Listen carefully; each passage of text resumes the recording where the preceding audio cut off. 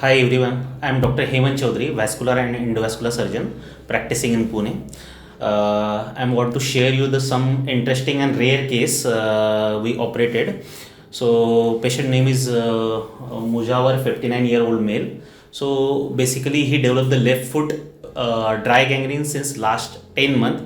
He visited multiple doctor but nobody diagnosed, so he ultimately visited one of the surgeons, so he referred case to me. Here you can see MR angiogram of the patient.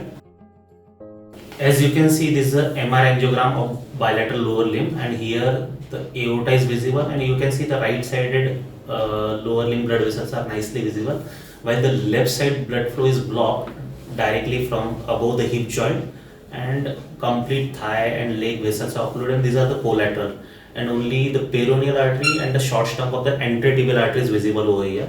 So in this interesting case, we did a bypass, long bypass. Starting from the right femoral artery, we have given the bypass to the left femoral artery. This block we opened with the endarterectomy. This we have done with the synthetic bypass.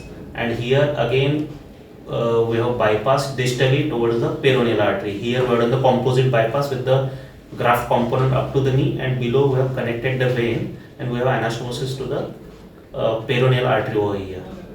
So right now patient is doing good. He is almost pain-free walking.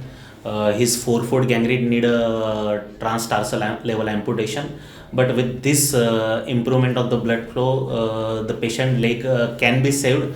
So I insist for all the patient with the gangrene to please visit some vascular surgeon, and the limb can be saved. Many more limb can be saved. Thank you.